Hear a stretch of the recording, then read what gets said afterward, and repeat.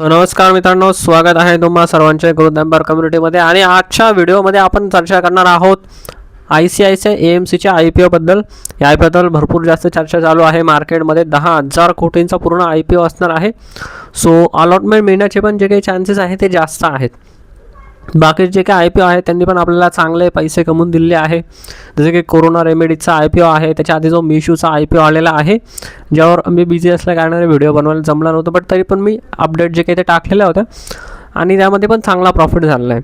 आता ICICIचा जो काही IPO आहे त्याबद्दल आता आपण माहिती घेणार आहोत. कशा प्रकारचा IPO आहे, याच्यामध्ये अप्लाय करू शकता का नाही, शेअर होल्डर कोटाबद्दल पण मी तुम्हाला सांगितलेलं आहे की कशा प्रकारे तुम्ही याच्यामध्ये अप्लाय करू शकता, जेणेकरून की तुमचे अप्लाय करण्याचे जे काही चान्सेस आहेत ते नक्की वाढणार आहेत. तो टोटल जो काही IPO आहे तो 10,602 कोटी रुपयाचा असणार आहे आणि पूर्ण OFS आहे, म्हणजे पूर्ण ऑफर फॉर सेल असणार आहे IPO. ही गोष्ट महत्त्वाची आहे.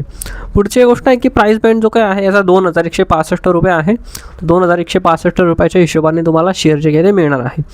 आता याच्याबद्दल आपण माहिती जर घेतली तर ही जी काय आहे एक AMC कंपनी आहे, म्हणजे जे ॲसेट मॅनेजमेंट करण्याची कंपनी आहे. म्हणजे जे पण आपण म्युच्युअल फंडमध्ये इन्व्हेस्टमेंट करतो आहे तर म्युच्युअल फंडच्या वेगळ्या जे काही स्कीम्स आहे त्याला मॅनेज करण्याचं ही कंपनी काम करते आणि चांगल्या प्रकारे ही कंपनी काम करते आहे. 1993 पासून ही कंपनी या बिझनेसमध्ये काम करते आहे.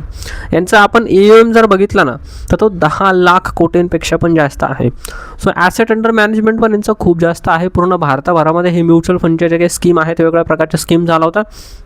टोटल यांच्या आत्तापर्यंत जर बघितलं तर 143 टोटल स्कीम आहेत.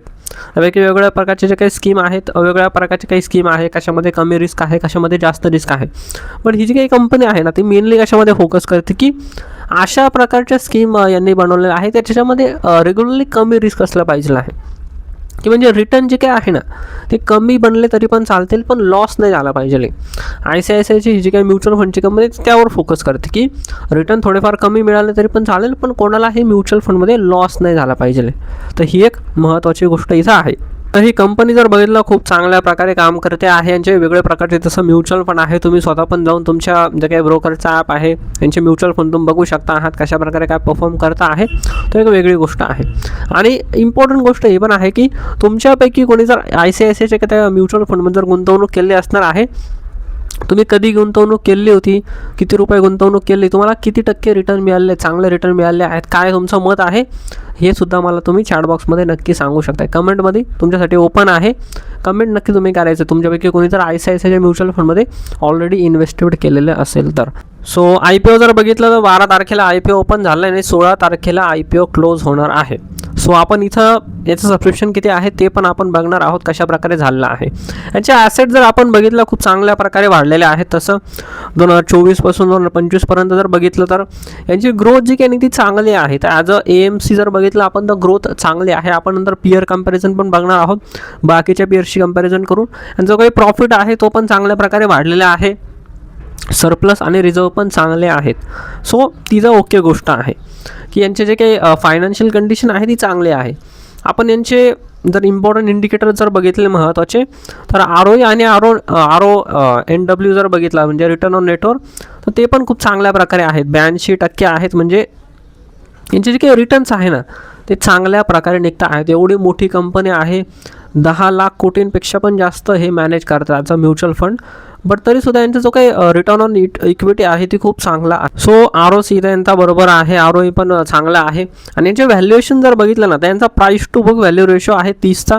आता याला आपण नंतर पिअर कंपॅरिझन पण करून बघणार आहोत का नेमकं बाकीच्यांचं किती आहे ते. PE रेशो जर बघितला ना त्यांचा प्री IPO होता 40चा आणि आपल्याला जे शेअर मिळणार आहे ते 33च्या भावाने मिळणार आहे. सो 33चा PE रेशोने आपल्याला इथं शेअर जे काही ते मिळणार आहेत. तर करूया मेनली यांच्या व्हॅल्युएशनबद्दल आणि पिअर कंपॅरिझनबद्दल. सो पिअर कंपॅरिझन बघितलं तर सगळ्यात पहिले यांचा जो काही PE रेशो आहे तो 33चा असणार आहे. त्याच्याशी आपण जर बाकीच्यांना जर कंपॅरिझन जर केलं तर HDFC AMC जी काय आहे त्यांचा PE रेशो आहे 45चा, निप्पॉनचा आहे 41चा, UTI ॲसेट मॅनेजमेंट जी काही त्यांचा आहे 19चा आणि आदित्य बिर्लाचा आहे 22चा.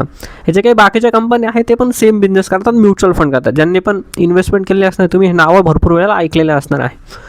तर यांच्या PE रेशोचे आपण जर थोडंसं कंपॅरिझन जर केलं तर ही जी काही कंपनी आहे ती ओके व्हॅल्युएशनमध्ये आय पी ओ जो काही ते आणते आहे. म्हणजे खूप स्वस्त पण आपण नाही बोलू शकत आहे, खूप महाग पण नाही बोलू शकत आहे.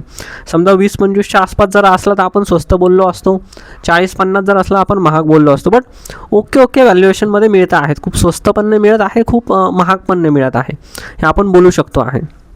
यांचा जो काही रिटर्न ऑन नेटवर्क जर बघितला तर बाकीच्या कंपॅरिझनमध्ये भरपूर जास्त आहे. तसं ही पण एक महत्त्वाची गोष्ट आहे, कारण HDFCचा आहे 32चा आहे, निप्पॉनचा 31चा आहे, UTHचा तर 16चाच आहे फक्त, आणि आदित्य बिर्लाचा 27चा आहे. त्याबद्दल यांचा जो काही रिटर्न ऑन नेटवर्क आहे ते पर्सेंटेज खूप जास्त आहे. तर ती एक महत्त्वाची आणि एक पॉझिटिव्ह गोष्ट आहे आपल्यासाठी IPOसाठी. सो सर्व गोष्टी बघितल्यानंतर नेमकं तुम्हाला काय वाटतं की IPOसाठी अप्लाय केलं पाहिजे की नाही केलं पाहिजे आहे, तुम्हाला काय वाटतं हे तुम्ही मला कमेंटमध्ये नक्की सांगायचं आहे. तुम्ही मला जर विचारलं याच्या फायनल वर्डिक्टमध्ये, तर सगळ्यात पहिले अप्लाय करण्यासाठी ना आपण अप्लाय करण्यासाठी याला लॉंग टर्मसाठी पण अप्लाय करू शकतो आहे तसं, आणि शॉर्ट टर्ममध्ये जर बघितलं तर लिस्टिंग गेनसाठी पण आपण तसं अप्लाय करू शकतो आहे. बट इम्पॉर्टंट गोष्ट मी तुम्हाला एक सांगतो आहे की ICICIचे जे पण आता 3-4 जे काही IPO आले आहेत याच्या आधी, त्यांनी कोणत्याही IPOने लिस्टिंगमध्ये प्रॉफिट नाही दिलेलं आहे. म्हणजे नंतर त्यांनी थोडाफार त्याच्या शेअरची किंमत वाढलेली आहे, थोडीफार किंमत वाढलेली आहे. बट जे पण बाकीचे IPO होते जसं की ICICI सिक्युरिटीज आहे, समजा ICICI प्रोचे जे काही बाकीचे IPO आहेत ICICIचे, त्या तिन्ही पण IPOनी लॉस दिलेला आहे, म्हणजे लिस्टिंगमध्ये लॉस दिलेला आहे. तर लिस्टिंगमध्ये कोणताही प्रॉफिट नाही झालेला आहे, ही पण गोष्ट लक्षात ठेवायची. बट आत्ता होऊ शकतो, असं काही नाही की मागे नाही झालं तर आत्ता नाही होऊ शकत आहे, पण मागच्या 3 IPOमध्ये तर नाही झालेलं आहे प्रॉफिट लिस्टिंगच्या दिवशी. त्यानंतर मग शेअर वाढलेला आहे थोडाफार, असा ती गोष्ट आहे महत्त्वाची. आणि त्यानंतर आता पुढं जर बघितलं ना, आत्ता याच्यामध्ये प्रॉफिट जो काही तो होऊ शकतो आहे, कारण व्हॅल्युएशन यांचं ठीकठाक आहे आणि कंपनी जी काही ती चांगल्या प्रकारे ग्रो करते आहे. आपण जर आत्ता IPOचं मार्केट पण जर बघितलं तर चांगल्या प्रकारे काम करत आहे, भरपूर साऱ्या IPOमध्ये भरपूर जास्त प्रॉफिट होतो आहे. सो याच्यामध्ये पण चांगल्या प्रकारे प्रॉफिट जो काही तो होऊ शकतो आहे. नेमकं तुमचं काय मत आहे ना, हे तुम्ही मला चॅट बॉक्समध्ये सांगू शकता आहे. तुम्ही जर चॅनलला सबस्क्राईब केलं नसेल तर तसं सबस्क्राईब करून ठेवायचं आहे. व्हिडिओ जर लाईक केलं नसेल तर लाईक करून ठेवा. आता माझं मत जर तुम्ही जर ऐकलं तर माझ्या मते हा जो काही IPO आहे याला तुम्ही अप्लाय करू शकता आहेत, इव्हन लिस्टिंगच्या दृष्टिकोनातून सुद्धा. ह्या IPOने सध्या 10 ते 15% ग्रे मार्केट प्रीमियम जो काही तो चालू आहे. आणि सबस्क्रिप्शन जर आपण जर बघितलं तर दुसऱ्या दिवशी सबस्क्रिप्शन जे काही ते जवळपास 1.70% भरलेलं आहे, म्हणजे ओव्हर सबस्क्राईब होऊन गेलेलं आहे IPO ऑलरेडी दुसऱ्या दिवसामध्ये. पण काय खूप जास्त असं सबस्क्रिप्शन नाही आले. बट अजून डे 3 बाकी आहे, जो की शेवटचा दिवस असणार आहे 16 तारखेचा. तर डे 3 अजून बाकी आहे. या मोठ्या IPOजमध्ये जे काही QIB आहेत, क्वालिफाईड इन्स्टिट्यूशनल बायर्स, हे शेवटच्या दिवशी सगळ्यात जास्त ॲप्लिकेशन टाकत असतात. आणि ICICI जर बघितले ना तर त्यांच्या माध्यमातून पण इम्पॉर्टंट, कारण ICICI बँकमध्ये पण भरपूर सारे व्यक्ती शेअर होल्डर आहेत. सो FIचं पण इथं भरपूर जास्त इथं इंटरेस्ट असणार आहे. सो त्यांचं जे काही सबस्क्रिप्शन आहे ते शेवटच्या दिवशी आहे. सो माझ्यामध्ये सबस्क्रिप्शन तर याच्यामध्ये चांगलं होणार. सो त्या हिशोबाने जर बघितलं तर सबस्क्रिप्शन जे काही ते चांगलं आहे, तसं डे 2मध्ये तुम्हाला अजून जास्त सबस्क्रिप्शन तसं दिसेल. सो आपण लिस्टिंगसाठी इथं अप्लाय करू शकतो आहेत. माझ्यामध्ये 10 ते 15% इथं तुम्हाला लिस्टिंगमध्ये प्रॉफिट इथं होऊ शकतो आहे. ही एक इम्पॉर्टंट गोष्ट आहे. सो तुम्ही अप्लाय करू शकता आहात, तुमचं जे पण अकाउंट असणार आहे त्याच्यावरून. अजून याच्यामध्ये एक इम्पॉर्टंट गोष्ट ही आहे की तुमच्यापैकी ज्या पण व्यक्तीकडे ICICI बँकचे शेअर्स आहेत ते तिथं शेअर होल्डर कोटामध्ये पण अप्लाय करू शकता आहात. तिथं तुम्हाला शेअर होल्डर असं नाव दिसणार आहे, रिटेल आणि शेअर होल्डर दोन्ही तिन्ही पण तुम्हाला तिथं तसं ऑप्शन मिळतील.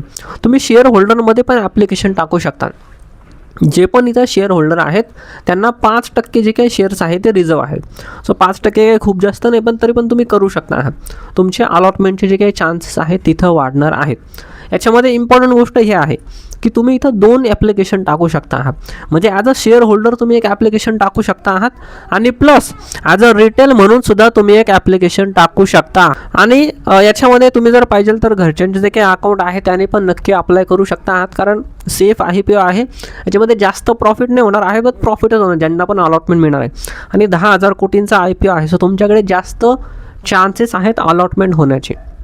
बट तरी पण एकाच अकाउंटने तुम्ही जर अप्लाय जर केलं तर अलॉटमेंट होणारच आहे असं बिलकुल नाही. ठीक आहे, जसं की मिशूच्या IPOमध्ये पण भरपूर लोकांना नव्हतं झालं. तर ही गोष्ट मी सांगतो आहे की तुम्ही मल्टिपल लॉटने नेहमी अप्लाय करायचं आहेत, कारण खूप लोक अप्लाय करत आहेत सध्या. सो तुम्ही आणि कोणी कोणी काय करतं, स्वतःच्या अकाउंटने 2-2, 3-3 लॉटने अप्लाय करतात, त्यांनी काय फायदा नाही. तुम्ही 10 लॉटने केलं तरी पण तुम्हाला एकच लॉट मिळणार आहे. सो त्याच्यापेक्षा बेटर आहे तुमच्या घरच्यांचं अकाउंट ओपन करा आणि प्रत्येकाच्या अकाउंटने एक लॉटने तुम्ही अप्लाय करायचं आहे. तुमच्याकडे जर ICICI बँकचे शेअर जर असतील, एक जरी शेअर असला तरी पण चालतो, तर शेअर होल्डर कोटामध्ये पण तुम्ही अप्लाय करू शकता आहात. त्याच्याबद्दल काय डाऊट असणार आहे तर तुम्ही मला तसं व्हॉट्सअपला तसं विचारू शकता आहात. आपल्या व्हॉट्सअपच्या इंस्टाग्रामचे जे काही लिंक आहे त्या डिस्क्रिप्शनमध्ये तुम्हाला दिलेले आहे, तिकडून मला कॉन्टॅक्ट करून पण तुम्ही विचारू शकतात कोणाला कशाप्रकारे अप्लाय करायचं ॲज अ शेअर होल्डर म्हणून. सो तुम्ही एकाच नावाने 2-2 ॲप्लिकेशन पण टाकू शकता आहात, एक ॲज अ शेअर होल्डर म्हणून आणि एक ॲज अ रिटेल म्हणून. बट तुमच्याकडे ICICI बँकचा शेअर असला पाहिजे आहे, तो पण आत्ता नाही खरेदी करायचा आहे. तुमच्याकडे 4 जी काही तारीख आहे तर 4 ते 5 तारीखच्या आसपास तुमच्याकडे तो शेअर असला पाहिजे आहे. म्हणजे तर 4 आपण पकडून चालायचे आहे. 4 तारखेला ज्यांच्याकडे शेअर होता 4 डिसेंबरला, तेच फक्त अप्लाय करू शकता आहात. समजा तुम्ही त्याच्यानंतर जर खरेदी केलेला असेल 5 तारखेला 6 तारखेला, तर मग ते नाही अप्लाय करू शकत आहे. ही गोष्ट लक्षात ठेवायची. 4 तारखेच्या आत तुमच्याकडे, म्हणजे 4 तारखेला किंवा 4 तारखेच्या आत तुमच्याकडे ICICI बँकचा शेअर आता तुमच्या डीमॅट अकाउंटमध्ये असला पाहिजे आहे तुमच्या नावावर. ही इम्पॉर्टंट गोष्ट आहे. जर नसेल तुमच्याकडे तर काय हरकत नाही, तुम्ही ॲज अ रिटेल म्हणून पण तुम्ही अप्लाय करू शकता आहात. तुम्ही मल्टिपल लॉटने अप्लाय करा, जेणेकरून की तुम्हाला अलॉटमेंटचे चान्सेस वाढणार आहेत.